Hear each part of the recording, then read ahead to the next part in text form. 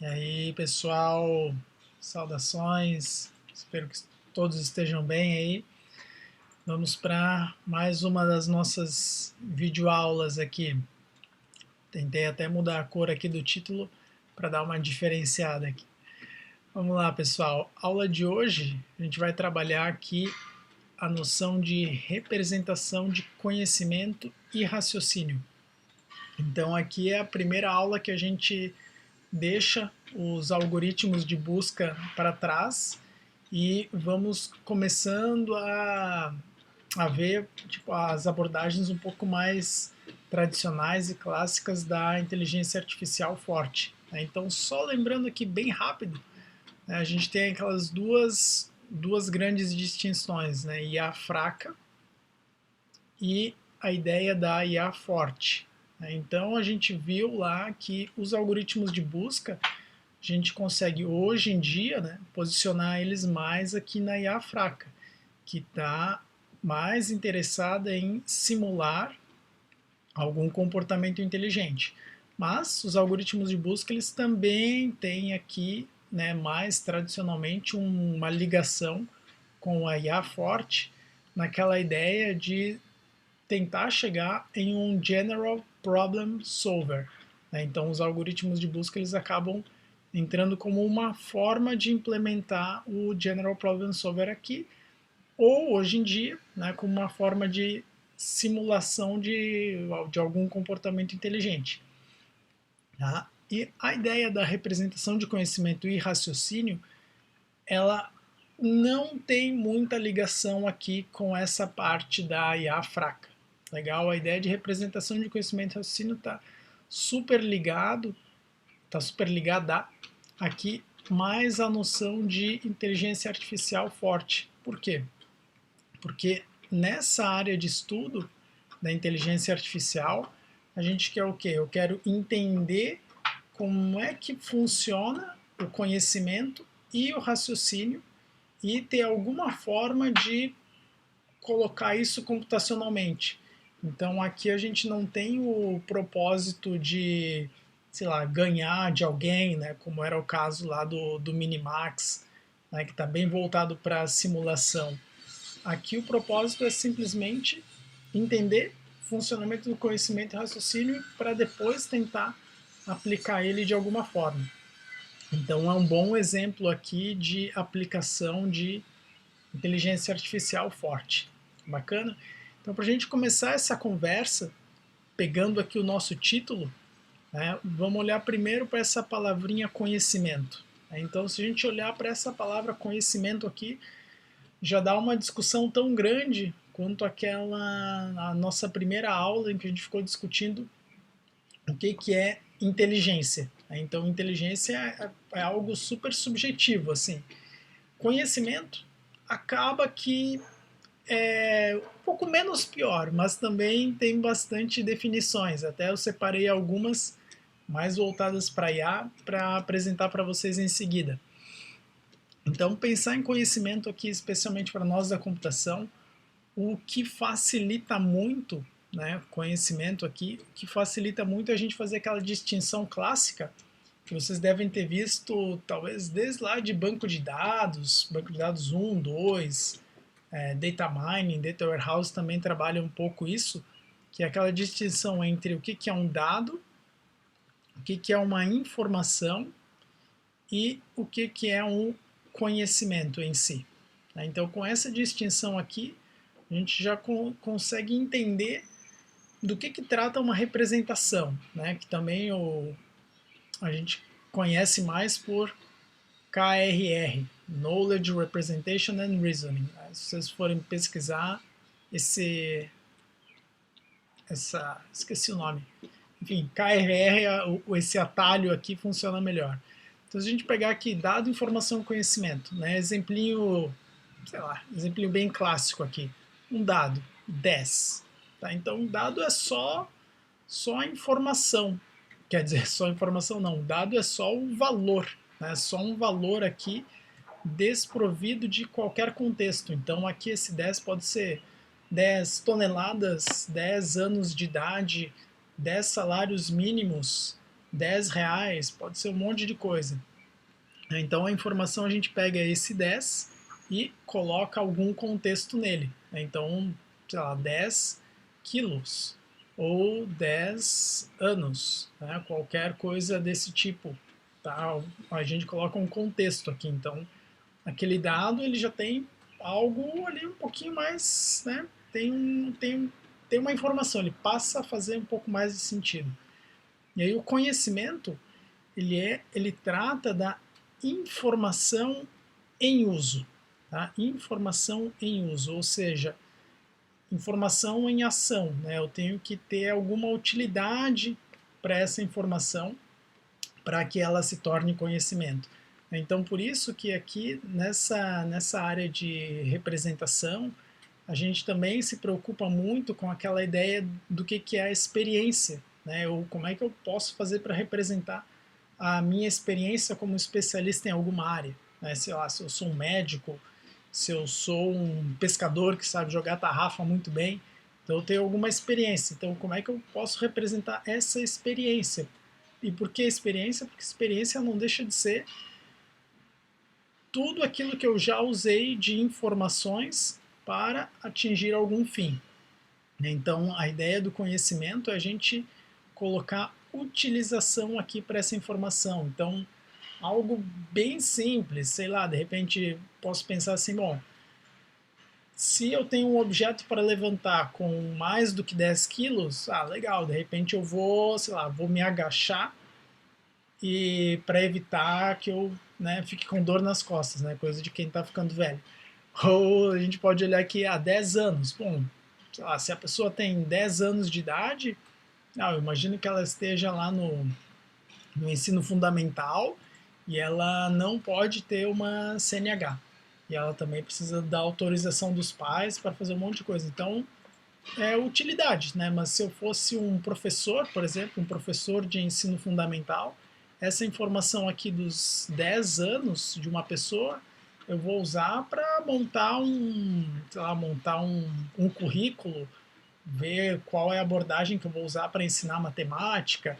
Então, o conhecimento aqui, né, esse uso, ele está também bastante atrelado ao domínio. Né? Ele está sempre bastante atrelado ao domínio. Então, esse 10 anos aqui a gente pode usar com perspectivas super diferentes. Né? Que nem eu falei, pode ser 10 anos para um professor, ou para um advogado, ou para o Detran, sei lá. Então, vai ter usos diferentes aqui para essa idade. Tá? Então, pessoal, por que a gente faz por que eu gosto de começar falando disso, né, dessa distinção aqui, desses três elementos? Porque até aqui, né, até aqui e passando um pouquinho, até aqui quem se preocupa com isso é um SGBD, né, Sistema Gerenciador de Banco de Dados. Né? Então, um SGBD é muito bom para a gente representar aqui as nossas informações, organizar, fazer as restrições de cardinalidade e integralidade também e assim por diante. Aí, a parte do conhecimento aqui, se a gente estiver trabalhando com um SGBD, é a parte que vai acabar ficando para o sistema, né? Vai ficar para a aplicação. No pior dos casos, vai ser um CRUD, né? Que vai pegar as informações e vai deixar você inserir e fazer relatório e tirar alguma conclusãozinha muito simples lá. Só que é um conhecimento que tá o que ele está só representado no código-fonte. Então o computador não consegue usar isso, né?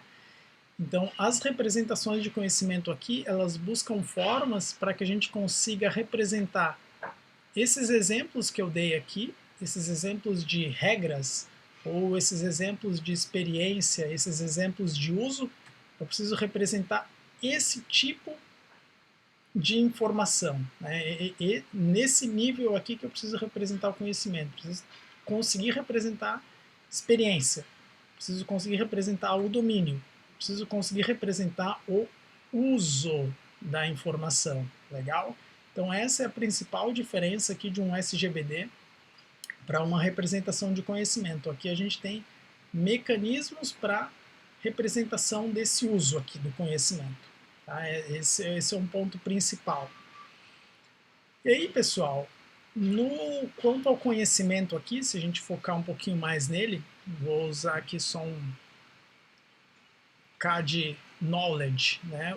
O conhecimento aqui, ele tem, assim como a gente pode definir assim, IA fraca e forte, né, IA simbólica, conexionista, conhecimento aqui ele também tem algumas classificações, assim, e algumas delas são coisas bem naturais assim para a gente, né? A primeira delas se refere assim meio que uma grande categoria de conhecimento. A gente pode pensar no seguinte: bom, o meu conhecimento ele pode ser, posso representar aqui alguma certeza, né? Certeza, mas o conhecimento também é a falta de conhecimento, né? A falta de conhecimento, ou de uma certa forma aqui incerteza. Só não gosto muito da palavrinha incerteza, porque aí já nos leva direto para abordagens que usam probabilidade, que sim existem, mas elas não são a única forma para representar a falta de conhecimento. Então, de repente, um aqui, a gente pode olhar pensando assim, não, esse aqui eu represento tudo o que eu sei, e aqui eu tenho que ter alguma forma para representar aquilo que eu não sei também. Então, ou a gente pode pensar assim, o conhecimento certo e o conhecimento incerto. Então tem essas duas grandes distinções aqui.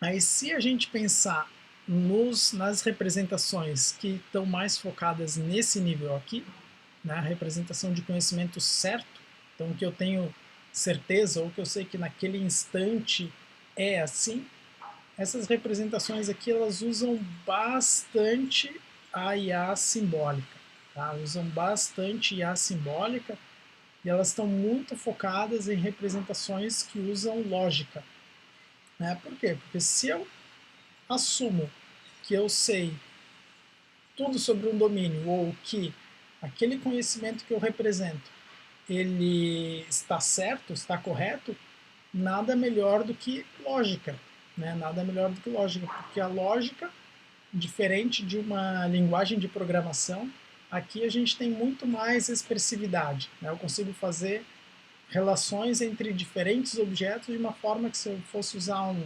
Java ou C++, qualquer linguagem, a gente tem mais restrições. E aqui na lógica eu não tenho muitas restrições, né? Claro, dependendo da lógica que a gente for utilizar, né? Então, aqui nessa parte de conhecimento certo, a parte de lógica, a gente vai ver dois exemplos aqui, e aí eu vou puxar eles aqui para baixo e depois eu vou conversar um pouquinho mais, para dar um contexto aqui melhor para eles. A gente vai ver uma abordagem que utiliza as ontologias, que tem bastante aplicação hoje em dia com a Web Semântica e a Linked Data. Vocês já devem ter ouvido falar de Linked Data. E uma outra abordagem que também tem a fundamentação no conhecimento certo, é simbólico e usa lógica, que é a representação de agentes. Tá? Agentes cujo propósito principal na vida assim, vieram para o mundo para ser uma representação sobre tomada de decisão. É uma decisão. Decisão aqui. Então a gente vai ver essas duas abordagens, tá? Com relação a conhecimento certo. E aí, com relação a conhecimento incerto, a gente vê duas abordagens aqui também na disciplina, que são, né, os conjuntos difusos, ou a lógica fuzzy, difuso, que aqui é legal porque a gente consegue representar o conhecimento vago, né? Então aquela coisa assim de, eu acho que tal coisa, ou é mais ou menos alto. Não, o cara é normal, né? O cara é baixinho. Tá, mas o que eu acho legal disso é que se a gente disser assim, a pessoa é baixinha, né? Tirando aqui o politicamente correto ou incorreto. Com essa informação que é imprecisa, ela é vaga, a gente já consegue fazer um monte de raciocínio, um monte de inferência, imaginar como é que é a pessoa. Então, notem que nós humanos, a gente não raciocina só com certeza, a gente raciocina muito bem aqui com incerteza, né, com a imprecisão de informação. Só que é algo que imprecisão. Só que é algo que para o nosso computador é muito difícil, né? Porque o computador ele fica aqui no 0 e no 1. Então, por enquanto a gente precisa usar de, usar de representações que traduzam essa imprecisão, né, para um mundo binário aqui de computação. Então, o fuzzy é legal por isso, né, os conjuntos difusos. E aí uma outra abordagem de incerteza, que aí ela é bem clássica no sentido de probabilidade, né, que são as redes bayesianas. As redes bayesianas a gente vai conseguir definir um percentual. Né? Então, eu sei que, sei lá, em 50% dos casos em que dispara um alarme é um assalto. Né? No restante é sempre um bichinho que está passando, ou, sei lá, se eu moro nos Estados Unidos pode ser um tremor, alguma coisa assim. Então a gente monta uma rede de causas e efeitos, né? Monta a causalidade, a gente vai associando as probabilidades de ocorrência. Mas daí a parte interessante é que a gente vai usar isso para inferir outras informações. Bacana? Então, o conhecimento certo e incerto, aqui mais ou menos o overview do que a gente vai ver na disciplina, né, até o final do semestre. Então, vocês vejam que essa noção de representação de conhecimento e raciocínio ela é bacana, porque a gente consegue posicionar praticamente assim, ó, toda técnica de inteligência artificial, eu consigo posicionar ela quanto à sua representação de conhecimento e raciocínio. Então, se a gente parar para olhar aqui, olha, ontologias, agentes, fuzzy base é o nosso conteúdo programático. O que está faltando? Está faltando aqui os algoritmos genéticos e as redes neurais. Então, esse link é legal e eu gosto de fazer com meio que, com o conhecimento que essas duas abordagens elas são mais adequadas aqui. Então tem uma outra distinção aqui para conhecimento, né, uma outra forma de enxergar conhecimento. A gente pode dividir ele em o que é o conhecimento explícito e o conhecimento versus conhecimento implícito. Né? Tem o implícito. Tem também aquela noção de conhecimento tácito e focal. Agora eu não me lembro exatamente qual é qual aqui. Se eu não me engano, esse aqui é o focal e esse não, esse é o tácito e esse é o focal. Mas não tenho certeza, então não vou escrever. Bom, conhecimento explícito e implícito. Conhecimento explícito, como a própria palavra fala, né, é tudo aquilo que eu consigo explicitar, que eu consigo explicar. E aí é um conhecimento, é o tipo conhecimento da Barça, né, de uma enciclopédia. Então você pega o livro ali, lê, legal. Tu sabes como é que funciona um elefante, como é que funciona um sistema cardiorrespiratório, sabe o que um elefante come, quanto que um elefante pesa, né? Esse tipo de coisa aqui. E aí, para o conhecimento explícito, ele está bem associado aqui essa parte simbólica, né? A parte de lógica. Né? Então, principais exemplos de conhecimento explícito aqui, a gente pode usar as ontologias e os agentes. Né? Seria aqui, se a gente for fazer um exemplo de explícito versus implícito, o explícito é um livro de medicina, sabe? Um livro sobre cirurgia. Só que aqui, só que a gente sabe que esse livro, né, esse conhecimento descrito, né, essa descrição aqui das coisas, ela é bem limitada. Ela tá, ela tá dissociada muitas vezes, ela tem uma relação, mas ela não está 100% ali associada com a experiência aqui do conhecimento implícito. Então aqui a gente pode olhar, bom, No explícito é um livro sobre cirurgia, a cirurgia cerebral, e aqui no implícito é a experiência do médico relativa a esse tipo de cirurgia. Por exemplo, não adianta de nada eu, né, que sou professor de computação aqui, não tem nada a ver com medicina, a única coisa que eu sou curioso. Notem, se eu ler um livro sobre cirurgia, isso não me. Não, se eu leio o livro, né? Sou ser humano, né? Já passei do ensino fundamental e médio, então eu leio o livro, ok? Consigo entender o que está escrito ali no livro. Mas só o fato de eu ler um livro sobre cirurgia não significa que eu posso fazer uma cirurgia amanhã.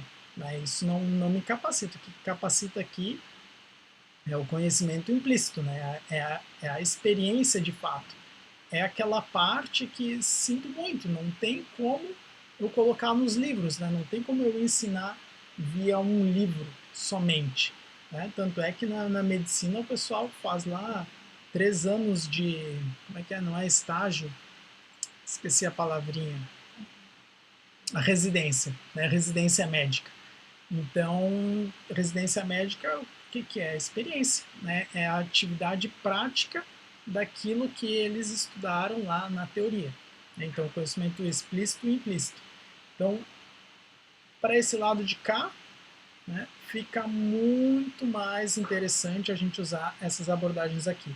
Já para esse lado aqui, para o lado do implícito, as abordagens com lógica não são muito boas, porque imagine lá, eu vou então fazer uma representação de lógica desse conhecimento implícito. Aí eu vou perguntar para o médico, tá, como é que você faz a incisão? Ah, eu vou lá, faço a incisão aqui, dependendo do tecido, aplico uma pressão, tá, mas quanto de pressão?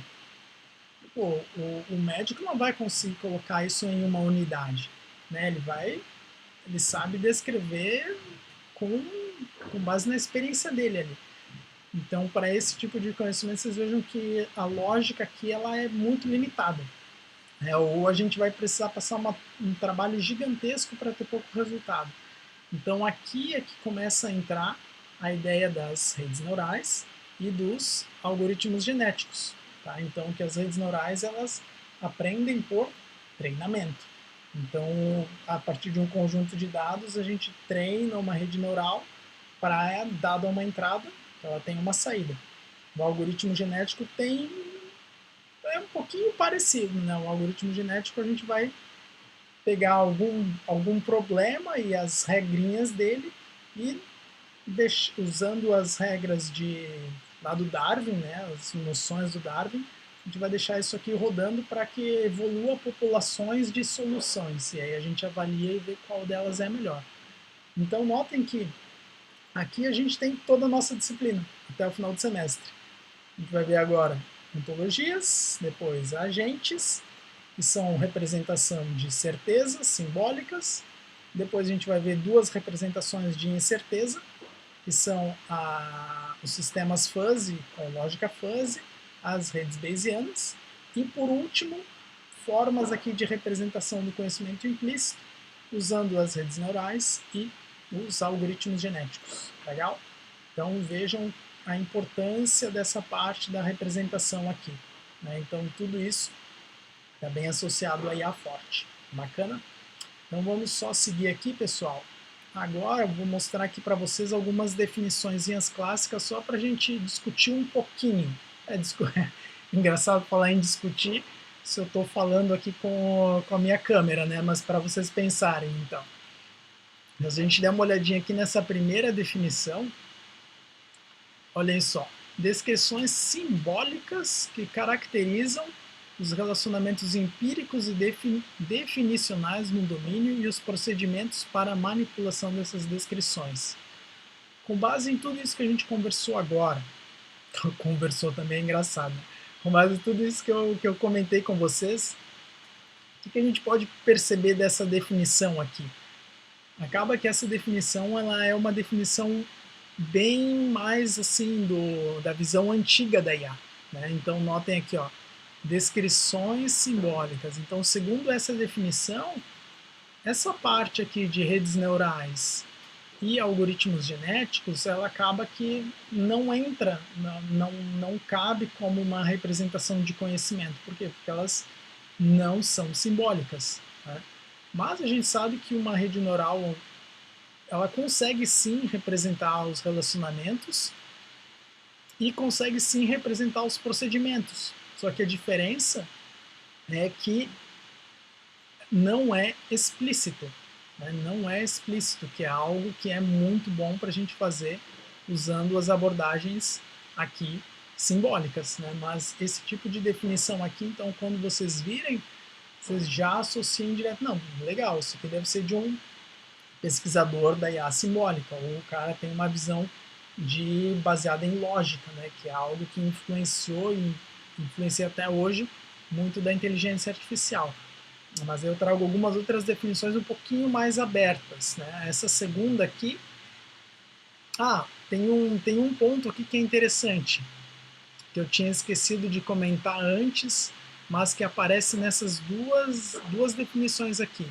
Ó, relacionamentos e aqui tem uma palavrinha boa, ó, procedimentos para manipulação dessas descrições. Vamos passar para cá. E aqui também tem outra, ó, definição de formalismos, descrições em alto nível, tananã, aplicações inteligentes. Tá? Aqui, nessa definição aqui de baixo dos papéis, tem uma outra palavrinha aqui, que é o seguinte, raciocínio.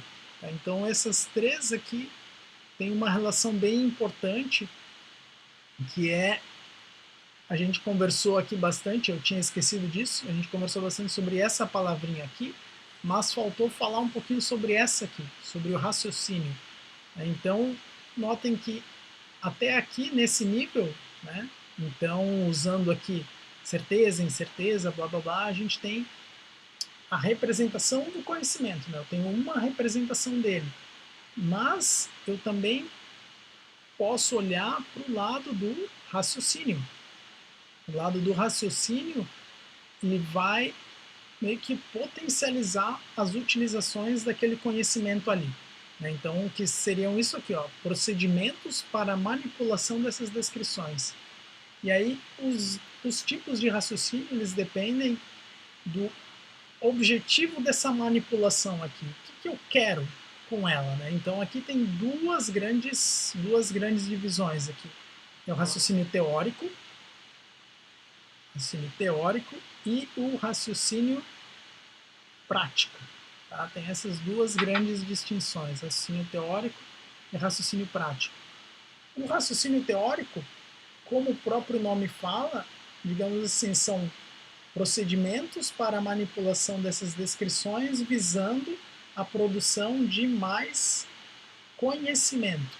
Tá? Então, o exemplo clássico daqui é o Prolog, né, que a gente tem uma base de sentenças e aí a inferência, o raciocínio, é a gente conseguir responder algumas perguntas sobre aquilo que está lá na nossa representação do Prolog, nas nossas sentenças.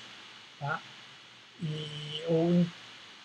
Esse é um exemplo. Já o raciocínio prático, o propósito aqui é procedimentos para a manipulação das descrições visando que a minha saída sejam ações. Tá? Então aqui o raciocínio prático está bem associado à tomada de decisão. Então esse lado de cá até acaba que tem um pezinho um pouco na robótica, né? Que é o que a gente vai ver aqui com os agentes, né? Que são representações bem voltadas para a tomada de decisão.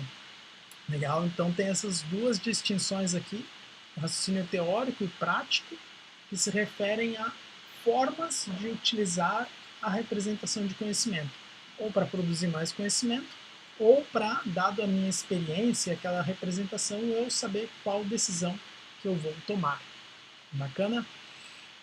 Então, vamos lá aqui para mais uma definição. Essa aqui é bem parecida com a primeira, também tem a ver, mas ela deixa um pouquinho mais aberto. Notem que ao invés de descrições simbólicas, aqui o autor fala em formalismos. Né? Descrição em alto nível podem ser eficientemente utilizadas. Esse eficientemente utilizadas aqui, ele é importante e ele está aqui também. Está aqui também, estão vendo? Então, qual é a ideia desse eficientemente utilizadas? A ideia principal desse componente aqui da definição é que a minha representação de conhecimento ela precisa ser computável. Ela precisa ser computável, ela precisa dar uma resposta em tempo hábil também. Então, computável é uma coisa e dar uma resposta em tempo hábil também é outra coisa diferente. Então, se a gente olhar aqui, as representações em lógica, elas são muito expressivas. Então, a gente tem a lógica proposicional, tem a lógica de predicados, que é uma lógica mais aberta, e tem lógicas de possibilidades, lógica modal, tem um monte de tipo de lógica. Só que o que acontece? Algumas dessas lógicas aqui, elas não são 100% computáveis, ou seja, eu posso expressar algumas coisas lá, rodar um motor de inferência, né, que faça dedução ou indução, abdução, qualquer coisa assim, né, aquela fazer uma regrinha um se e um então, né, tentar inferir essas regras, mas dependendo do nível de expressividade eu não vou conseguir ter uma resposta como saída. Por quê? Pode ser uma ambiguidade, né? Pode ser que eu tenha definições que formem um ciclo, e aí se formar um ciclo eu não consigo dar uma resposta, que é um exemplo bem tradicional da lógica de predicados, né? Então a lógica de predicados a gente consegue representar inclusive a aritmética. Então, pô, parece estranho, né? Mas eu consigo representar a aritmética com lógica. Então vocês vejam o quão poderosa é essa representação, mas o problema dela é que tem coisas que ela simplesmente não consegue dar a resposta. Então aqui tem um link lá com o conteúdo de teoria da computação, né, que é aquela ideia das máquinas de Turing. Então, pô, tem máquina de Turing que ela sim computa e tem outras máquinas de Turing que não, ela não computa. Pode ser que ela não dê uma resposta, ela vai ficar num loop lá e vai meio que travar, né? Mas pela computação em si e não pelo algoritmo. E essa questão do tempo hábil aqui também é importante, porque bom, não adianta eu montar a super representação e ela simplesmente demorar 2 dias para dar uma resposta, né? Então não vai funcionar, né? Não vai ter utilidade. Legal?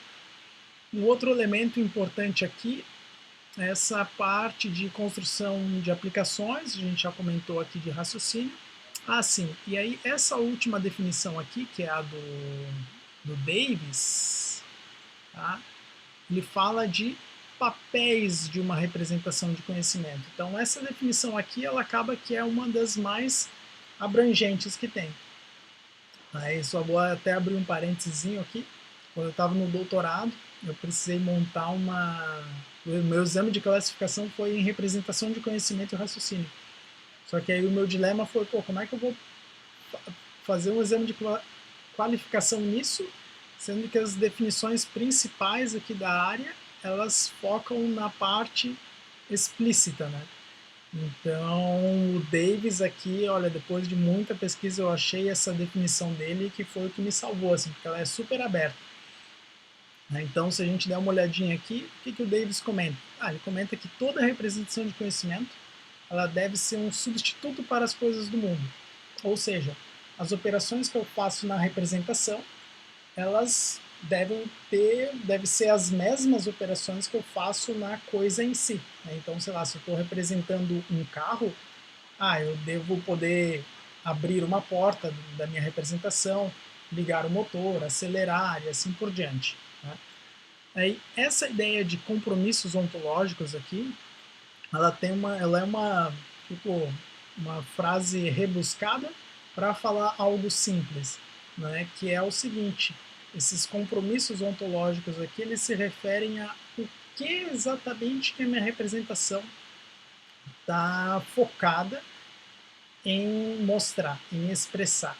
Então, se a gente olhar para um carro, eu posso olhar para um carro em N perspectivas, né? Eu posso olhar para um carro simplesmente quanto à sua funcionalidade, então, que é de de ir, né, de um ponto ao outro, de acelerar, de fazer uma curva, ou eu posso olhar para um carro do ponto de vista mecânico, de como é que funciona a combustão dele, ou num ponto de vista químico, quais são os elementos químicos que compõem um carro. Então notem que são visões distintas e a inteligência artificial ainda não chegou no ponto da gente colocar tudo isso junto, né, só para domínios bem específicos. Então, com essa frasezinha aqui, o Davis quer dizer o seguinte, que bom, toda representação ela vai ter suas limitações, né? Então, quanto ao o que eu estou representando. E aí tem a ver também com essa segunda etapa aqui, né? Terceira etapa, desculpa, que é a teoria fragmentada de raciocínio. Então, ó, fragmentada de raciocínio, no sentido de que dificilmente eu vou conseguir representar aqui uma inteligência em sua totalidade. Né? Notem que o ser humano faz raciocínio dedutivo, indutivo, analogia, associação, raciocínio contraditório, raciocínio com ambiguidade, meio que tudo ao mesmo tempo. Né? Não vai ser o caso aqui com as representações. Em geral, cada representação tem um ou dois raciocínios que a gente consegue usar com elas, né? Sendo que as representações de lógica são as que têm mais raciocínios junto, só que são limitados ao simbólico. Né? Computação eficiente nós já conversamos, e um meio para a expressão humana é aquela coisa, né? Não adianta ser uma representação se eu não consigo comunicar as informações para outras pessoas, né? Se eu não consigo usá-la para a representação de fato. Bacana? Então, pessoal, essa aula aqui ainda está faltando a gente conversar sobre dois exemplos bem clássicos de representação, que são os frames e as redes semânticas, que eu já comentei lá no comecinho do semestre para vocês. Mas eu vou fechar essa aula aqui, que aí fica só focada nos conceitos de representação de conhecimento e raciocínio. Tá? Se tiverem dúvidas, anotem aí e me mandem e-mail e a gente conversa na próxima aula síncrona. Legal? Então, espero que tenham aproveitado e um bom dia, ou uma boa noite, ou uma boa tarde a todos. Até mais!